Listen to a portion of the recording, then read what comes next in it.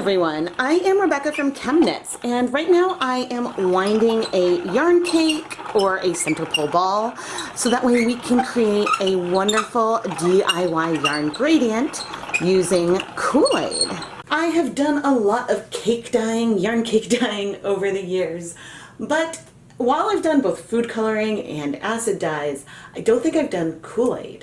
KoolAid is awesome for dyeing yarn because in addition to the artificial food coloring, these also contain citric acid.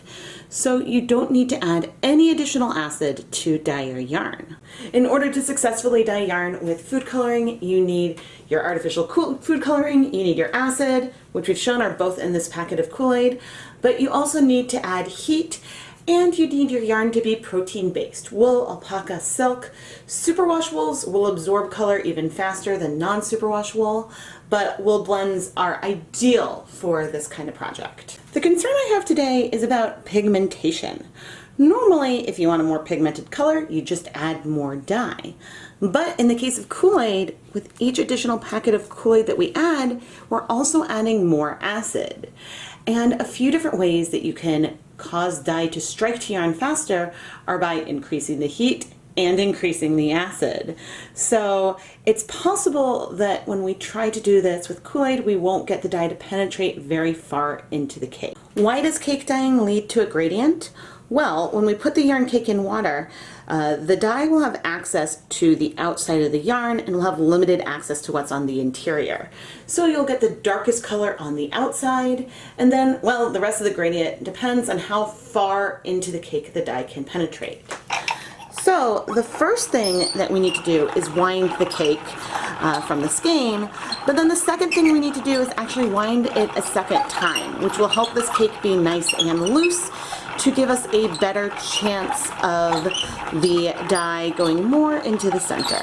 This yarn is Knit Picks Hawthorne fingering weight yarn. The yarn is 80% superwash fine Highland wool, 20% polyamide. Here is the first cake, which is a beautiful cake, but it is a little dense, so we are going to wind it a second time. Winding the cake the second time will be from the center of the center pole ball, which will give us something much looser and fluffier. Here is our much looser cake. You can see how much squishier this is, and we can now go set up our dye bath. Superwash yarn, like our Hawthorne cake, absorbs dye faster than non-superwash yarn. So I actually have a second yarn cake on deck just in case I want to try it also. This cake that I wound twice is Knit Picks Wool of the Andes worsted weight yarn. This yarn is 100% Peruvian Highland wool.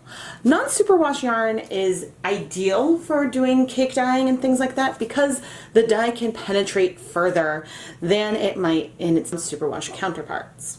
I mentioned that acid can make the dye strike faster, and maybe it'll mean we get less color penetration into our yarn cake, especially as we start going in and adding additional packets.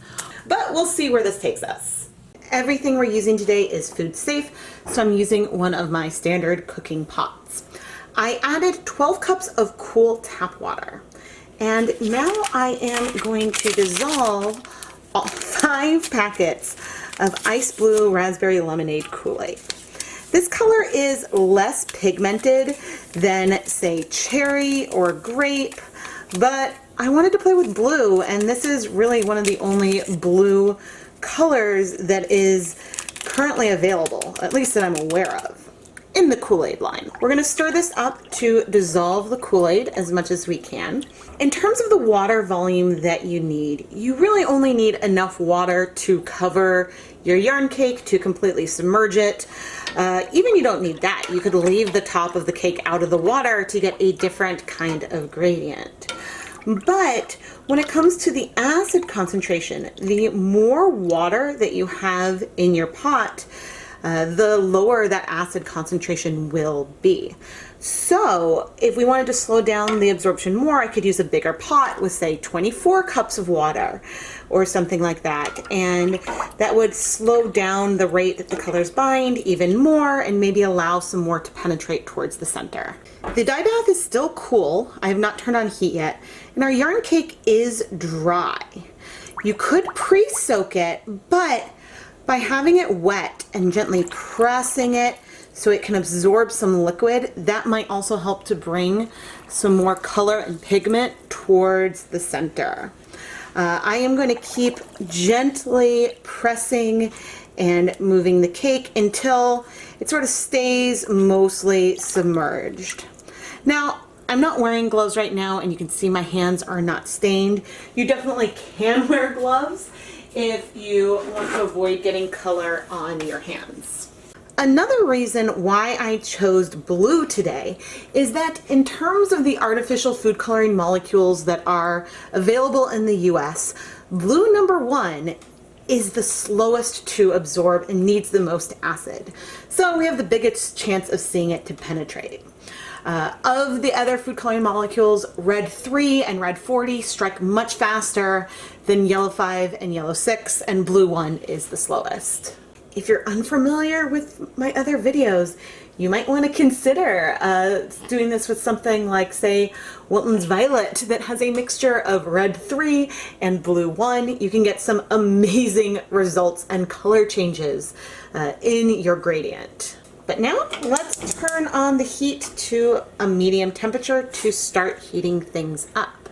Again, we're using Kool-Aid. There is plenty of acid in here. We don't need to add more. At least I'm not expecting we need to. It's possible that it's going to take a while for the color to absorb since we have less surface area around. But I haven't tried cake dyeing with Kool-Aid before, or even with Hawthorne. But that's part of what we do here on the ChemKnits Tutorials YouTube channel. I try things for the first time on camera, and I can hypothesize what's going to happen, but we don't always know exactly what the results will be. So if you enjoy these videos, please subscribe to the ChemKnits Tutorials YouTube channel and turn on notifications so you never miss a new video. It has been 10 minutes and we can see something a little exciting. That is looking very gradient-esque to me already. The water is starting to get steamy, and we don't want it to come to a rolling boil, but ideally we'll hit just below a boil. The color that we have here definitely still looks blue, but it is less pigmented than it was before. If I go and I scoop some of this blue water over the top, that isn't shifting the pigmentation to this darker color in a significant way. But I'm doing that to help get some more color, because the fun thing about the yarn cake is that the center of the yarn is right here. So that means that there is going to be at least some color that goes all the way through the skein, even if the darkest color will just be mostly on the outside. I am going to continue heating this on medium heat for another 10 minutes. 10 minutes later, and we are at a low simmer, so I'm going to reduce the heat to low. Now there, again, is not very much color left. There's even less blue here now. And we have a few choices. At this stage, you can go ahead and add a splash of vinegar. The water looks a little bit white because there's a lot of other stuff in Kool-Aid besides just the food coloring and the citric acid. And so I find that it typically ends up with this cloudy appearance. But that all washes out, and so it's not something to be concerned about. But what I'm going to do at this stage is actually turn off the heat. And I'm going to leave the yarn cake in here to cool completely.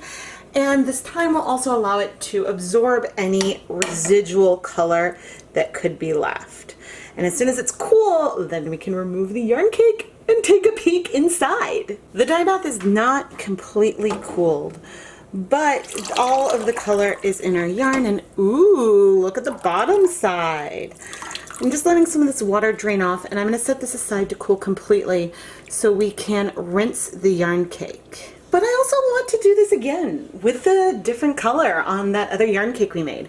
So I'm going to reset our pot with 12 more cups of plain tap water. This time we're going to use Green Apple KoolAid, which is one of the 2 greens that I've seen. I believe there's also a lemon lime flavor. We're changing up a few variables here. I believe the amount of acid should be similar, but clearly this is a different color. There is probably a mixture of, my guess would be yeah, yellow 5 and blue 1 in here. Ooh, it smells really good. But we are going to use otherwise the same technique on our non-superwash yarn. The dye bath is completely cool, and once again we want to start by stirring up to dissolve the Kool-Aid as best we can. Here is our dry yarn cake, and I am going to press it in. Once again, I'm not wearing gloves. I guess I have a tiny bit of green stain on there, but once it's dissolved, like, it shouldn't stain your skin very much. The bigger chances with the powder. You can also do this without pressing the yarn cake in. That is sort of my personal preference to do, but you can sort of put the yarn on top and let it slowly sink in. And now I am going to turn the heat on high, and we'll wait about 10 minutes to see how hot it gets. But if we hit a rolling boil, I will come and reduce the heat. After 10 minutes, we're heating up really nicely, and you can see that once again we are getting more color onto the outside of our cake than the interior. You can scoop over, you could press at this point. There's still a reasonable amount of color left around there, but I'm going to reduce the heat to low, even though we're not quite at a rolling boil yet, and let this go another 15 minutes. After 15 minutes on medium and low heat, I adjusted it a little bit in there. Most of the color has cleared. There is some hints of color left, but at this stage I am going to turn off the heat completely and let it slowly cool off in the dye pot. Since there is still a lot of heat in here, it's going to take over an hour to cool completely, so that'll provide sufficient heat for the rest of that color to absorb into our yarn cake. Once again, our dye bath is still a little bit cloudy, but all of the pigment, all of that green color is in our yarn cake. And it's still warm, but I am very gently removing some of that extra liquid so we can let it cool and rinse it. But let's look at the bottom. Bottom looks very similar to the top, and as my husband said, it smells a little bit like a Jolly Rancher in here. But anyway, once it's cool, we'll be back.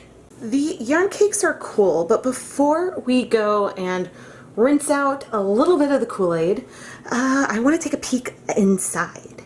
Now, I can't do a full and complete wash because these are still wound in cakes.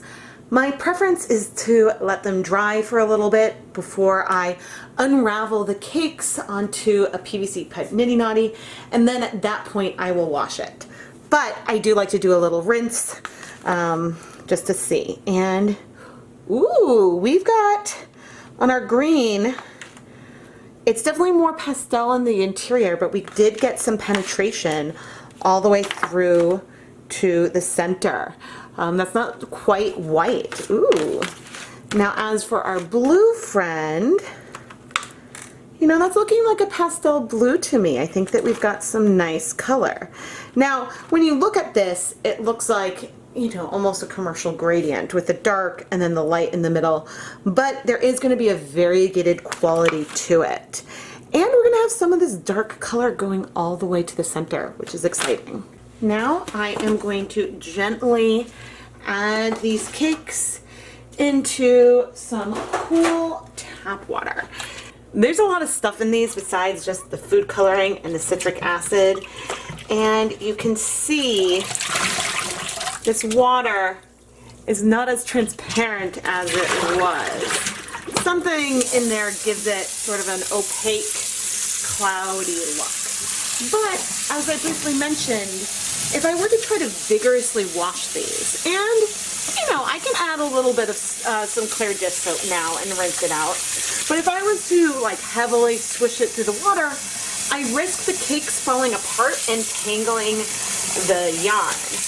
So the best we can do is sort of a gentle wash, and we can squeeze the yarn out, but I do want to be careful that I'm not going to like dislodge these yarn cakes. And yeah, they're so loosely wound that I gotta be careful. I'm gonna do one more little rinse. And then we're gonna let them dry flat on a wire rack for a few days. I find that they get almost completely dry, but I do put them through my automated spin dryer, which spins out a lot of the excess water.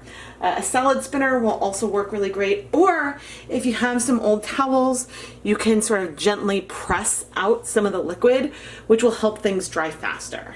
If the yarn is really wet when you try to unravel it, you risk blocking and stretching the yarn. So that's just something to keep in mind. After a couple of days, our yarn cakes are dry, or at least nearly dry.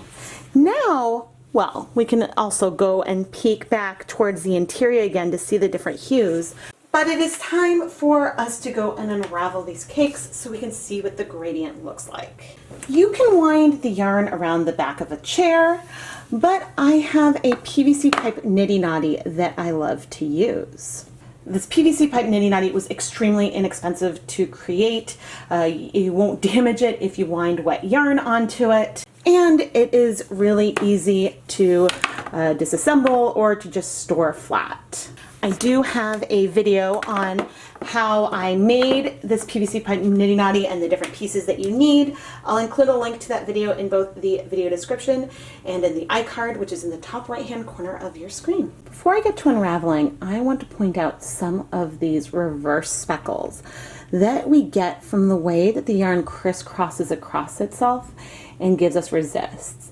It might look a little subtle right now, but I just wanted to point out where these little marks come from, so that way once it's unraveled and we see it, you can understand a little bit more where it happened.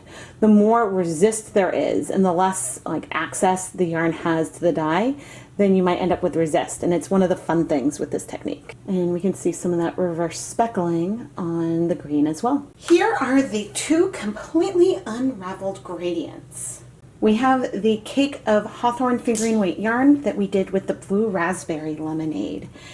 And it is awesome.